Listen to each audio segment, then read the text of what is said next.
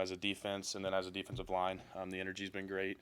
The play has been there. The physicality has been there. So it's been real fun just to be back out on the field.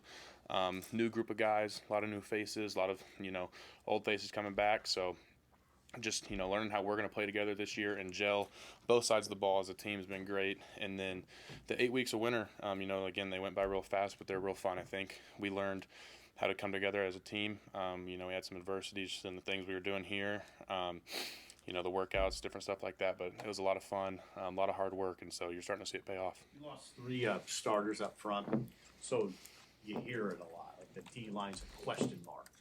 Is that a motivator? What do you think? What goes through your mind when you hear that? In our room, we don't really focus on the outside noise. People can say what they want about us. They can doubt us. They can praise us, but we're not going to let it affect what we do. We lost three starters. We lost three guys who produced a lot, but at the end of the day, every team loses people, I think. No one, as much as I love them, no one's irreplaceable. Everyone's different in their own ways, and we have a great group coming back this year. People are stepping up to be leaders. You got new guys who are coming along great, just learning how to play together and gel together. It's a different room, but I'm loving where we're at. I'm very confident in us. We have depth, we have talent, and we have energy. It's fun. So, yeah, it's weird the first few days out there when we don't have those guys, Ty, Nash, Jamari, that, for me, they're all I know. They've been here for 2 years with me. So it was a little weird at first, but then once you get through winter without them, you see people stepping up, taking into their new role, and then you get to spring, and it's like, you just got to go out there and play with the guys that are here. You don't think about last year, you think about what's now and what's moving forward and kind of focus on you. And back to the question, the voice outside, people, like I said, people can doubt us, but we know what we got inside our defensive line room, and we're going to worry about what we do and keep it at that. Hey, how hard was it to stay in that 4-game redshirt last year? Because obviously you could have helped the defense all year, and you had to kind of sit back and play those 4 games strategically over the course of the season. Yeah, it was tough at first. I'm not going to lie. You go through all winter and all spring and summer, putting in a lot of work, and mentally I was very confident where I was at, thinking I was going to play a lot, and then you get redshirted a couple weeks in, and it was hard. Someone said it to me the other day, but it was like, football is what I do, it's not who I am, and I had to realize that real quick.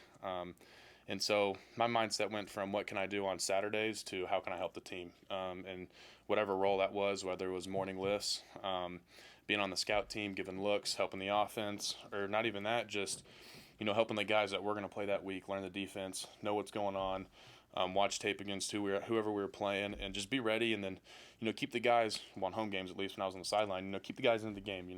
Bad play happens, what's next? We got to go out there.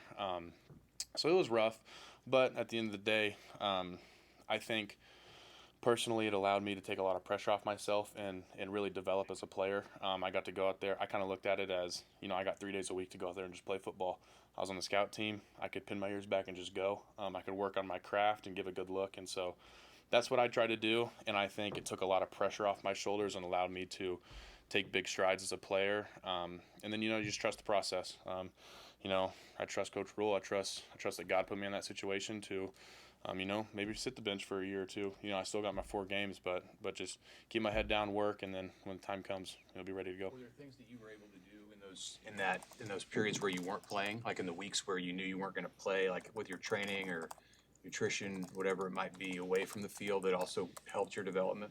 Yeah, looking back on it now, I probably put on 8 to 10 pounds from the second game I played Colorado till I played Rutgers in the middle of the season, but Iowa at the end of the year, I probably put on about 8 pounds, I would say, and that's through, like I said, the morning lifts. I was lifting 4 times a week. I was eating right. I was looking at what I was eating. I didn't have to so as much prepare to play a game on Saturday and what I was eating, so I'd let loose on the weekends a little bit. But at the end of the day, I was very comfortable in my body and just the development I was at. But then again, I'm out there on the field running around 3 days a week, getting in to go get extra work. I'm watching film. I'm watching my scout film. I'm watching the defensive film, the game plan. A lot of tape, a lot of conversation with coaches. But yeah, so it was fun.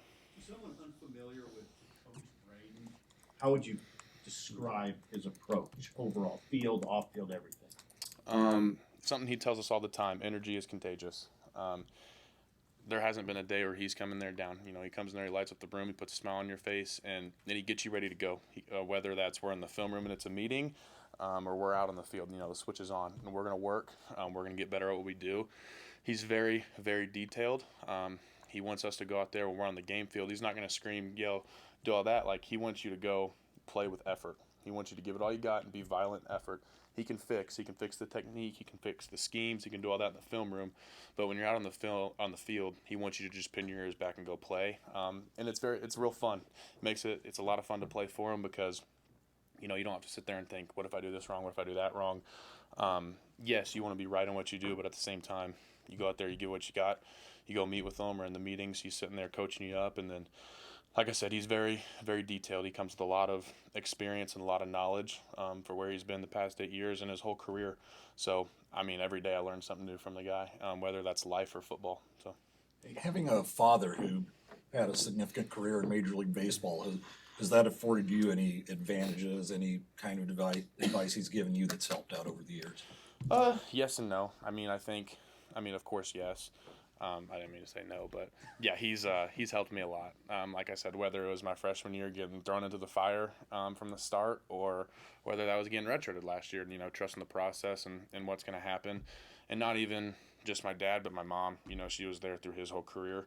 She saw what he went through and the things he struggled with, the mental battle of wanting to be perfect all the time, and the stress that puts on yourself. That's something I do a lot. And so just conversations with both of them, teaching me to, trust in the player I am, and the years and years and work I've put in, and what I'm doing now, that when I get out on that field, I can just go play, be confident in who I am. But yeah, I call him as much as I can, talk to him a lot, and it's nice because he always has confidence in me. Him and my mom both have. They always have. And so just, whenever I'm, maybe I have a bad day or something, I go talk to him, and he's like, it's going to happen. You're at at the highest level. You have a bad day, but it's how you go attack the next one.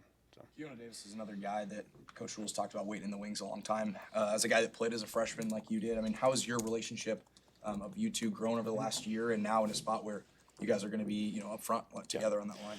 Me and Keona, we get along great. I love that guy. It's funny you say that. He's kind of in the spot I was in my freshman year. Played a little bit, got thrown in the fire, and then his sophomore year is going to be big for him. He's coming along great. He's real fun to play with because he's out there and he can do a lot. We can kind of both play all across the line, but whether it's me and him sitting in the film room together, and he's asking me questions, picking my brain, I'm picking his brain, seeing what he sees. He's asking me where he can get better, and then I'm asking him where I can get better. It's just a back and forth relationship, and that's how it is with a lot of the guys in the room, or everyone in the room. That's how it is. But as far as Keona, man, he's coming along great. He's fun to be around. He has energy. I can sit here and list off a bunch of great things about him because he goes out there and he plays hard, and that's what you want in a guy. That's what you want in someone next to you, because I can go out there and trust him, and I hope he can trust me too. Getting back to the topic of your father, how did you fall in love with football instead of baseball? For the longest time, I did think I was going to be a professional baseball player. I wanted to be a pitcher, first baseman, and hit every once in a while. And then I played baseball growing up. It was real fun, and kind of once I got into high school, COVID hit. I put a lot of weight on, and football was real fun to me. From Texas, everyone says that's Texas high school football. It's what they breed down there. So where I came from, it was real fun. We had a great baseball team too, but like I said, I got a lot bigger physically, and there was times I'd be at baseball practice catching myself thinking like, dang, I wish I was with the guys in the indoor training right now, doing bags, working on my craft, because I wanted to be good at football. I wanted to go out there and play, and there's just something about it, going out there. You can shut out everything else in your life and just kind of go be violent, go have a lot of fun, and go let everything out. That's how I fell in love. And like I said, even a dad that played professional baseball, he supported me the whole way. He was never going to force me to play baseball. He wanted me to play multiple sports growing up because he believed it would better me. He doesn't believe in a one sport guy, but then he's always said there was a time where you're gonna have to choose one and stick with it if that's what you want to do. And I chose football. And he always said he knew I was going to be a football player. He could tell that my heart was in it more. I always denied it until I finally ended up quitting baseball. But yeah, he always supported me. Were you pretty good in baseball?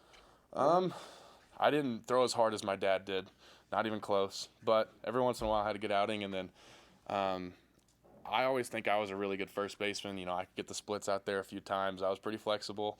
I could pick a lot of balls, and then at the plate, I was a home run strikeout kind of guy. I was hitting that thing to the fence, or it was a pop fly to the pitcher, or a ground out. It was one or the other. I was swinging out of my shoes. So, yeah. I was just gonna ask you too, Riley, just what's the spring transition been like for you? You go from a red shirt to where you are now, all the starters are gone. Like, how have you maybe taken steps to be a leader, or what's that transition been? Yeah, it's been a lot of fun. I think it dates back to winter workouts when we first got back. Realizing that I'm in a position where I'm going to have to step forward, and I want to be a leader. I want to be one of those guys that the team can count on as a person and as a player. That when the lights are the brightest, I can go out there and I can make a play. I can put the guys in my back, but I don't say that selfishly. I mean, I want the whole team around me. I want to help them too, and doing what I can do, whether that's helping a young guy, learn, adjust to the college life, whether he's a transfer or an early enrollee or something like that. Just kind of seeing the role, like the spot I'm in, to step into a leadership role. It was tricky at first, but I think the more and more I do it, the more comfortable I get. And I have support from the guys, so that means a lot. They do trust me. They look at me in that light, and so just learning each and every day to go out there and trust in myself. Don't doubt myself. I think that would be the biggest thing. Is I've put all the work in. I can go out here. I can be a leader as a person, as a player, and just going out there giving it my all for those guys around me.